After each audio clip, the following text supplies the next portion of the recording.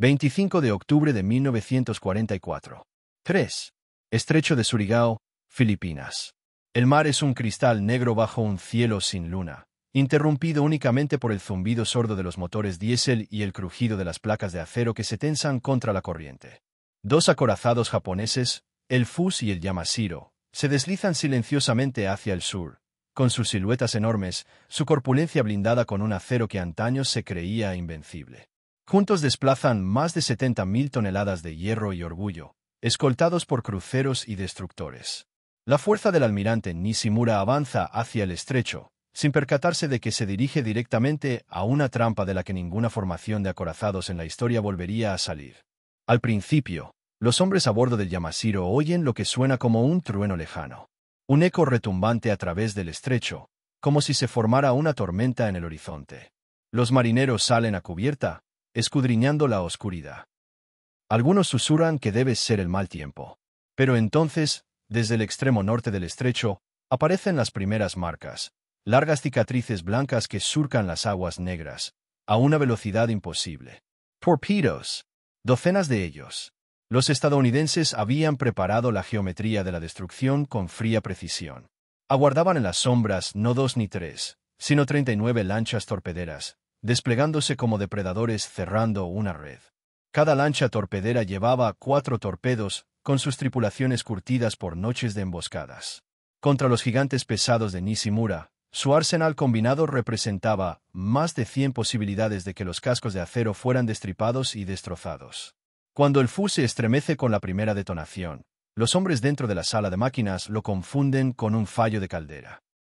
Entonces, la cubierta se sacude violentamente. El agua sale a borbotones por las juntas rotas y el barco se inclina bajo el peso del mar entrante.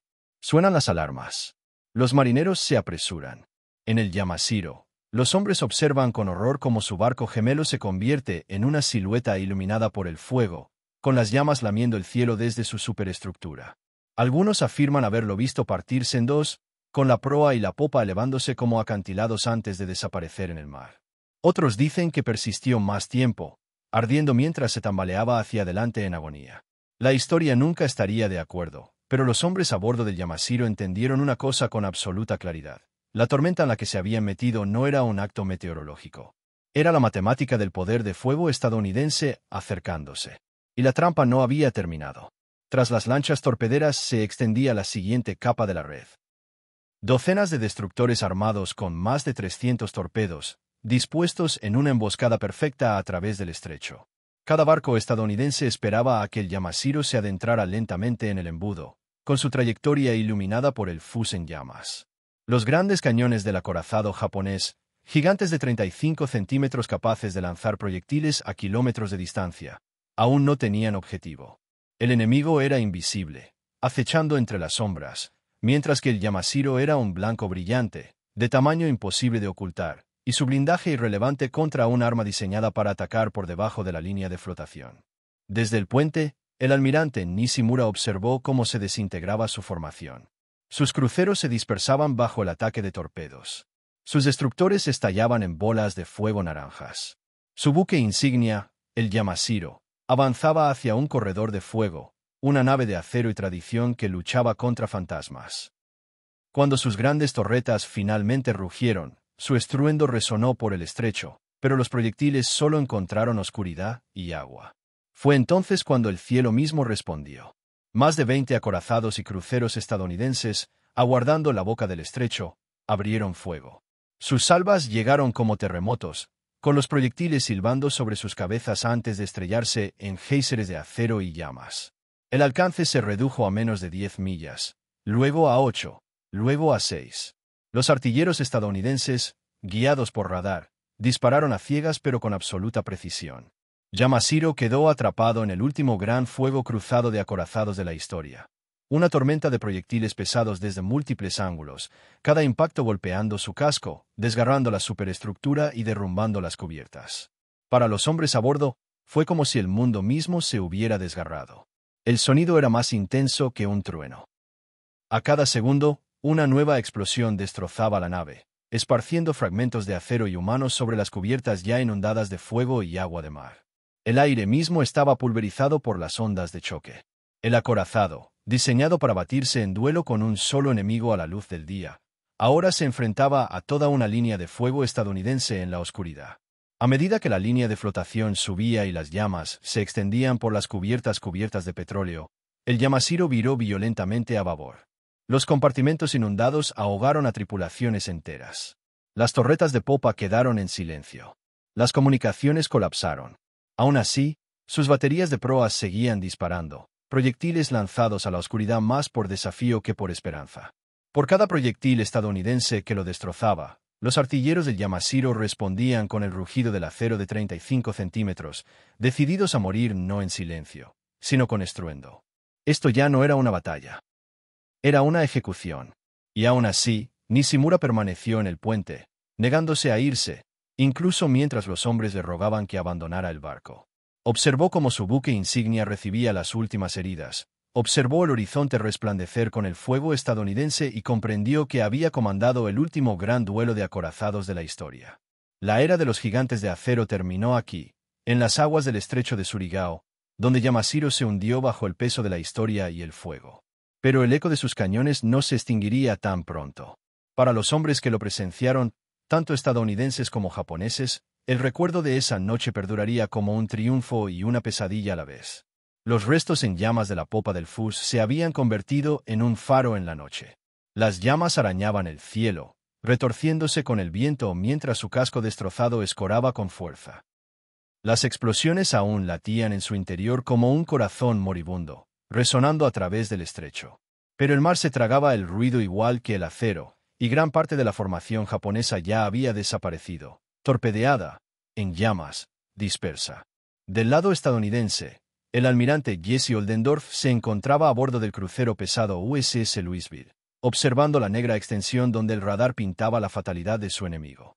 Había dispuesto sus fuerzas como una trampa clásica, destructores y lanchas PT atacando desde los flancos, luego cruceros y acorazados bloqueando el paso a través de la boca norte del estrecho.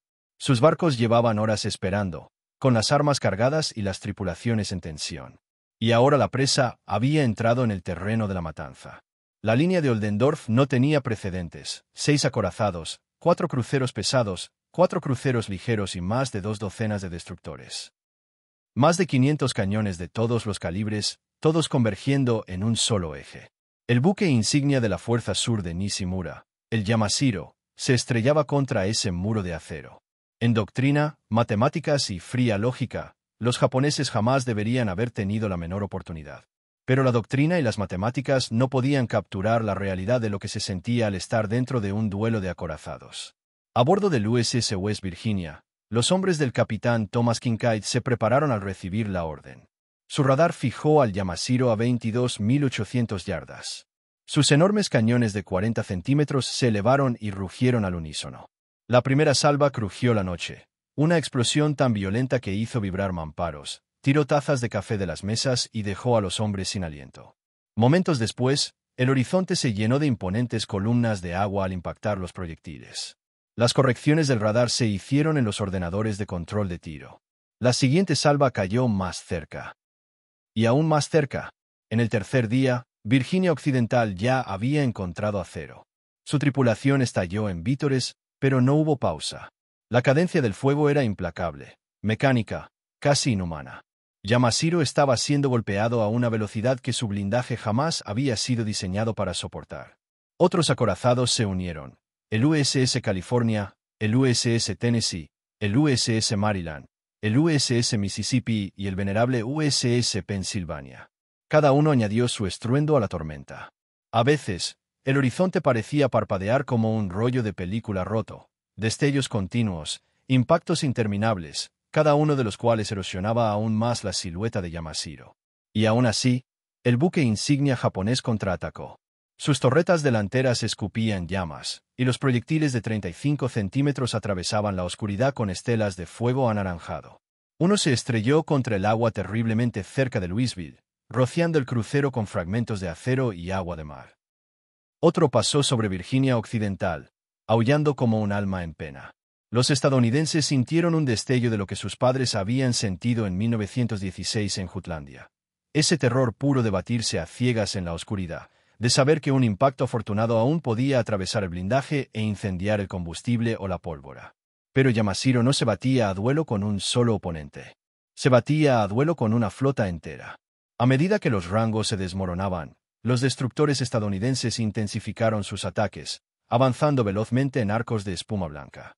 El USS MC Dermot y el USS Monsen lanzaron torpedos desde apenas 6.000 yardas, con sus tripulaciones apretando los dientes mientras los proyectiles japoneses silbaban sobre sus cabezas. El timonel del MC Dermot juró que podía ver la silueta del puente del Yamashiro en llamas, tan cerca que se alzaba como un rascacielos en llamas. Los torpedos se precipitaron, impactando con precisión, uno tras otro, detonando profundamente en su casco. El buque insignia japonés se estremeció, con fuego saliendo de su sección central, pero no se detuvo. En sus cubiertas, el caos se había hecho realidad. Los marineros combatían las llamas con cubos y mangueras, mientras nuevas explosiones arrasaban los compartimentos. Los hombres avanzaban a ciegas por pasillos inundados de humo, algunos arrastrando a camaradas heridos, otros llevando munición a las últimas torretas en funcionamiento. La comunicación se había interrumpido, así que los artilleros disparaban a discreción, al ritmo de las voces de sus propios oficiales, que gritaban en medio del estruendo. En medio de la locura, el almirante Nishimura permaneció en su puesto. Su rostro estaba iluminado solo por las llamas que devoraban su barco. Los oficiales le rogaron que se retirara, que diera la vuelta, para salvar lo que quedaba de la fuerza. Pero Nishimura sabía la verdad. La retirada era imposible. Su misión era atravesar el estrecho de Surigao, unirse a la fuerza central de Kurita y atacar a la flota de invasión estadounidense en Leyte. Esa misión quedó frustrada en el momento en que Fuse explotó. La muerte de Yamashiro solo la confirmaría. Y así se quedó. A las 4:19, una ráfaga de proyectiles estadounidenses impactó brutalmente al unísono. Uno atravesó la superestructura delantera del Yamashiro, matando al personal del puente en un instante. Otro estalló en la sala de máquinas, silenciando la mitad de las calderas. El barco volvió a dar bandazos, ahora más lento, y su velocidad disminuyó a medida que el agua entraba sin control. Aún así, sus cañones disparaban, respondiendo a cada trueno con cada trueno. Los estadounidenses quedaron atónitos ante su desafío. El propio Oldendorf admitió posteriormente su respeto. El Yamashiro, superado en número y armamento, había soportado lo que ningún barco debería haber sobrevivido. Había soportado el peso de una flota entera y seguía luchando. Pero la admiración no detuvo la ejecución. El control de fuego por radar, la fría aritmética de la artillería moderna, mantenía los proyectiles bien acertados. Cada minuto acercaba al buque insignia japonés a su inevitable ruina. En Virginia Occidental, un artillero describió el momento vívidamente. Fue como golpear una pared que no se derrumbaba. Cada vez que la golpeábamos, ella contraatacaba. Se moría, pero estaba furiosa. A las 4:30, el Yamashiro quedó envuelto en llamas. Las llamas inundaron cada cubierta. La proa sucumbó. Las torretas de popa habían enmudecido. Solo los cañones de proa seguían retumbando desafiantes en el vacío. Y entonces, impactó el último torpedo. El impacto le desgarró el costado de estribor con un chirrido de acero tan fuerte que resonó por todo el estrecho. Yamashiro se balanceó con fuerza, el mar llenándose de agua. Los hombres fueron arrojados desde la cubierta al agua negra como el petróleo, gritando mientras el fuego se extendía por la superficie. La silueta del acorazado se inclinó, sus mástiles arañando el cielo una última vez, y luego se deslizó bajo las olas, arrastrando consigo a cientos de marineros al abismo. El mar hervía donde ella se había hundido. Luego se calmó. El último verdadero duelo de acorazados de la historia había terminado. Pero para los hombres que lucharon, la noche no había terminado. Los supervivientes se agitaban en aguas incendiarias, y sus gritos se oían a través del estrecho. Los destructores estadounidenses no se atrevían a detenerse. El riesgo de los torpedos japoneses aún acechaba. Y más allá de Surigao, la fuerza central de Kurita seguía avanzando. Para los hombres de Oldendorf, no había tiempo para lamentarse, ni para saborear la victoria. La tormenta solo había virado hacia el norte, donde aguardaba otro choque de acero. El océano estaba en silencio, pero la guerra no. Las llamas se extinguieron rápidamente en cuanto Yamashiro se sumergió. El fuego, a pesar de toda su furia, no tuvo fuerza contra el mar. El estrecho quedó sumido de nuevo en la oscuridad, con el silencio roto solo por el tenue murmullo de las olas y las voces, cientos de voces, que se extendían a través del agua. Eran gritos de hombres arrojados desde su barco, marineros que apenas momentos antes se encontraban en cubiertas de acero disparando los últimos proyectiles de su agonizante acorazado. Ahora flotaban en aguas resbaladizas, tosiendo alquitrán negro en sus pulmones, aferrándose a los restos, llamando a sus camaradas, rezando por ser rescatados. El estrecho no respondía. El destructor USS Albert W. Grant yacía herido, alcanzado por fuego japonés y estadounidense por igual, con las cubiertas destrozadas por proyectiles de ambos lados. Los hombres se apresuraron a tapar los incendios, atender a los heridos y mantenerlo a flote. Podían oír a los supervivientes, docenas de ellos gritando en japonés, y en el caos, un tripulante juró haber oído las palabras, «Tasukete, ayúdame», pero no llegó ninguna orden de rescate. No podía haber ninguna. El estrecho seguía siendo un campo de batalla, y las órdenes de Oldendorf eran claras. Ningún barco podía arriesgarse por los supervivientes mientras persistiera el peligro. Para los japoneses en el agua, el peligro no había terminado. Los incendios de petróleo se extendieron por la superficie, avivados por los escombros aún ardiendo. Algunos hombres nadaron lejos de los restos, solo para encontrarse envueltos en llamas. Otros se dirigieron a la deriva hacia la costa, donde las lanchas PT estadounidenses rondaban con cautela, con sus tripulaciones nerviosas y sus cañones aún en marcha. Un comandante de la lancha PT admitió más tarde que escuchó claramente a los sobrevivientes, pero no podía arriesgarse a subirlos a bordo, no cuando aún se oían informes de torpedos enemigos en el agua, no cuando cada sombra podía ocultar una trampa. Quienes nadaron demasiado hacia la costa este fueron arrastrados por las fuertes corrientes del estrecho de Surigao. Algunos tocaron tierra días después en las playas de Leyte, capturados medio muertos por patrullas estadounidenses. Otros simplemente desaparecieron.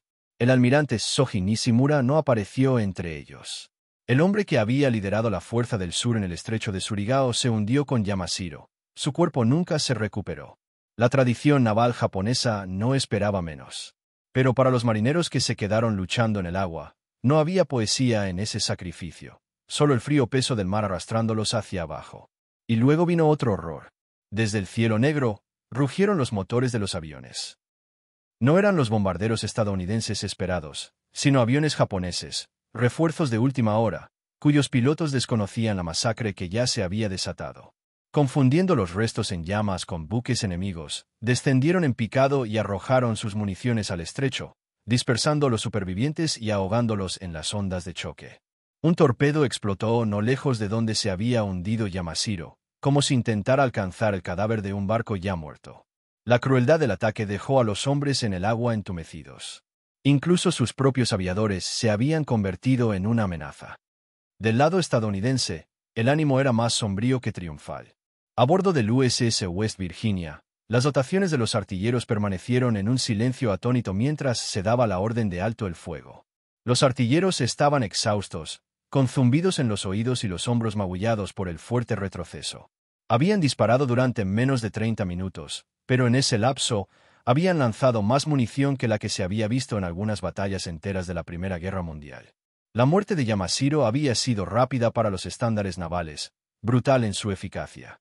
Pero no parecía una victoria. Un marinero escribió en su diario, «La vimos morir, pero no dejaba de luchar». Nunca había visto algo igual. Era como ver a un hombre resistir tras una docena de balas, solo para recibir una docena más. No fue una batalla.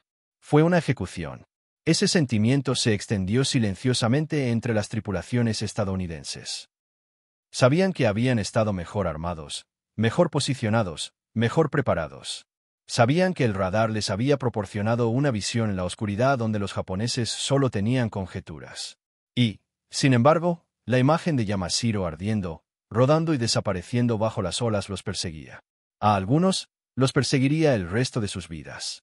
El almirante Oldendorf, artífice de la trampa, mostró poca reacción externa.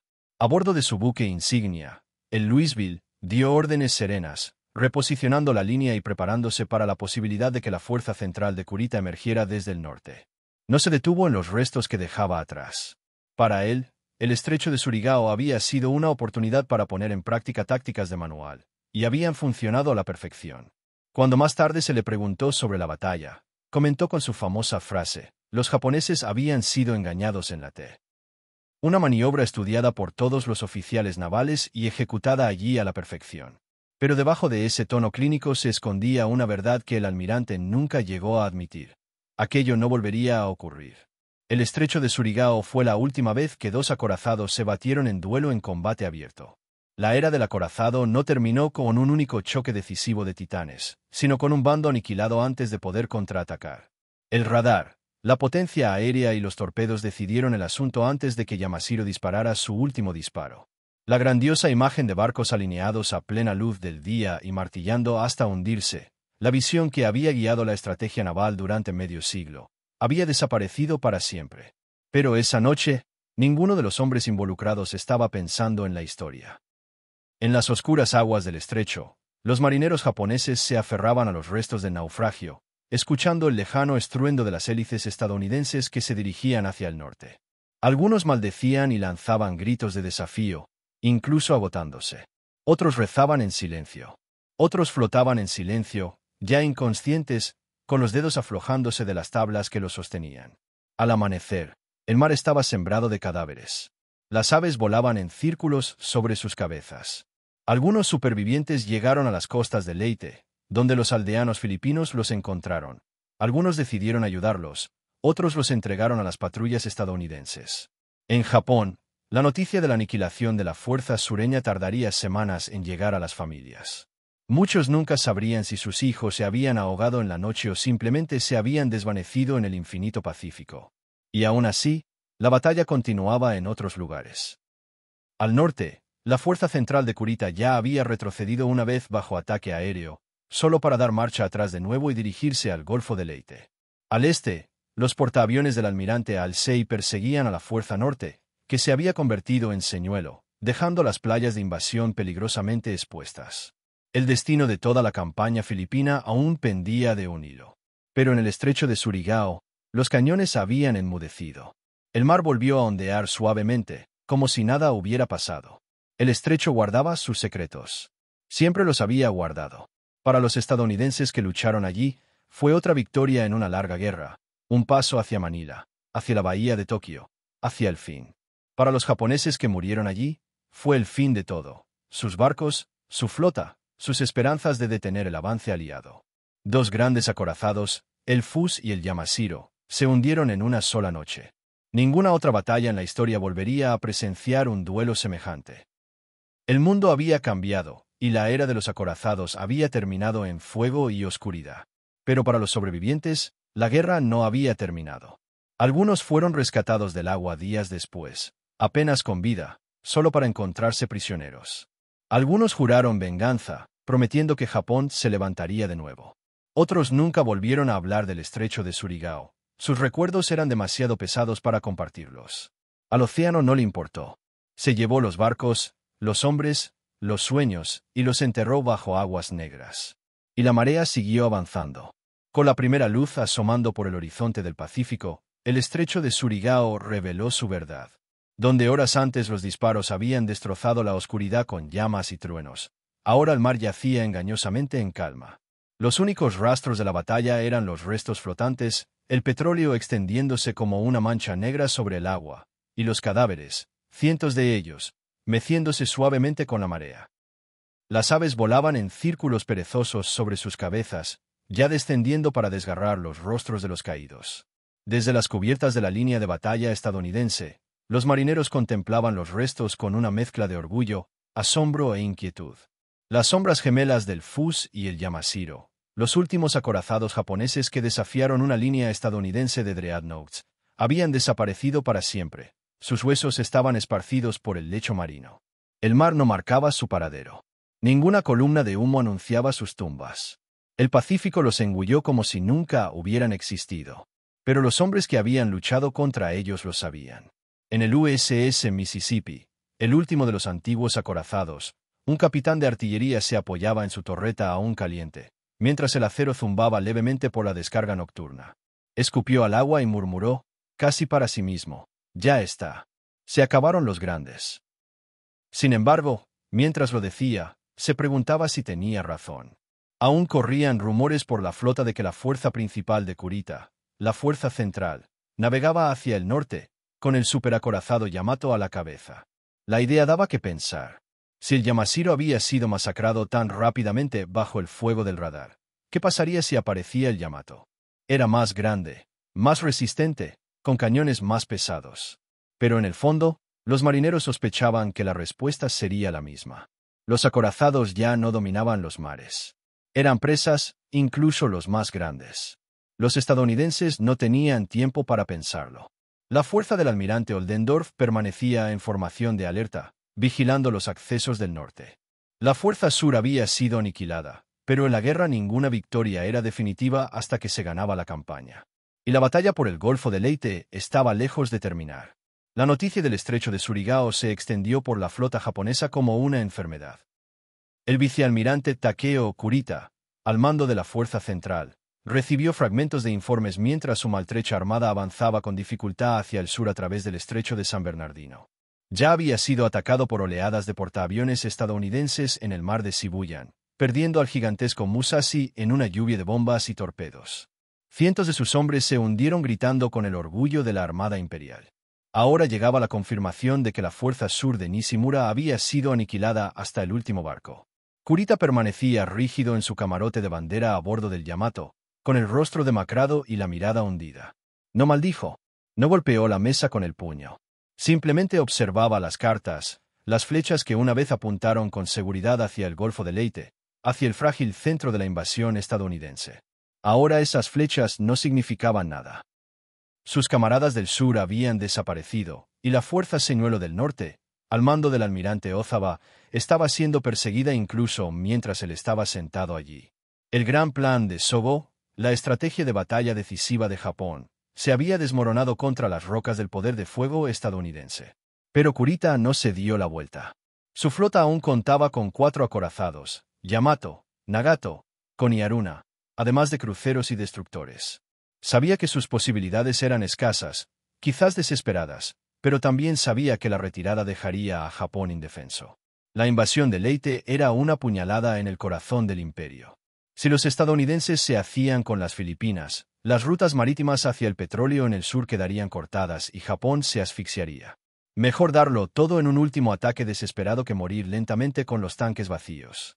Aún así, sus hombres presentían la verdad. En los puentes de los cruceros maltrechos, los oficiales evitaban las miradas. En las cubiertas de los comedores de los destructores, los marineros susurraban que se habían convertido en Gyokusai, una fuerza enviada no para ganar, sino para morir con honor. Los estadounidenses, mientras tanto, celebraron con cautela. En las playas de la invasión en Leyte, soldados e infantes de marina oyeron el trueno resonar en el agua durante la noche y despertaron con la noticia de que la gran batalla naval les había salido bien. Algunos vitorearon. Otros se encogieron de hombros. Se suponía que la armada iba a ganar. Pero quienes habían combatido en Nueva Guinea o Guadalcanal sabían que no era así. Japón siempre les guardaba una sorpresa. En el mar, el almirante William Woolsey estaba ocupado buscando una de esas sorpresas.